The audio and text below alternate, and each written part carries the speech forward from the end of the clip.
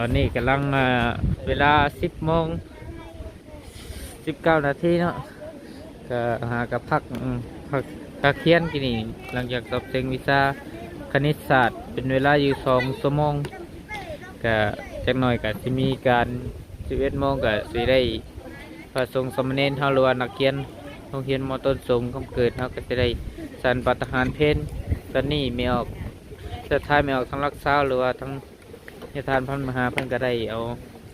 ข้าวเปียกเข้ามาเฮ็ดสู่นักเรียนกินแล้วเนาะตอนนี้ก็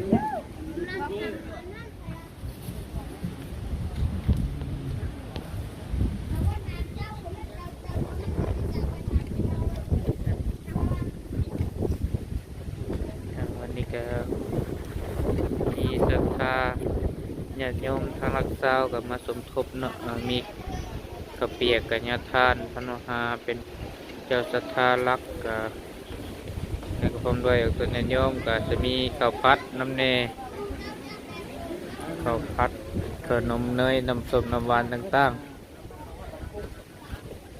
ๆตอนนี้ก็เวลาก็10 โมง 20 นาทีเนาะจะหน่อยก็11 โมงก็จะได้สันปัตหาร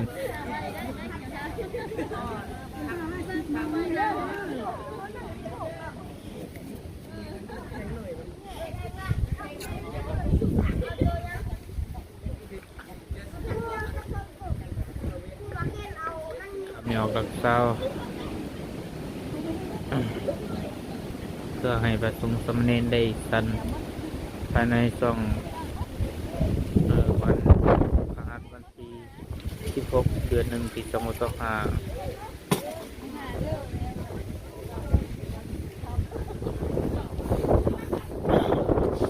นะครับความรู้สึกกินนี่ผ่านได้ปะความรู้สึกชามันตุดเขาเปียก เนี่ย ปกติ ปกติเองแก้ได้ปะจะขอ ได้บ่ปันได้ ได้กูบาคณิตศาสตร์น้อยนะสลักน้อย ว่าเอา เพราะศาสตร์บ่ปันได้กว่าหน่อยให้เจ้าลองค่อยลองเต้น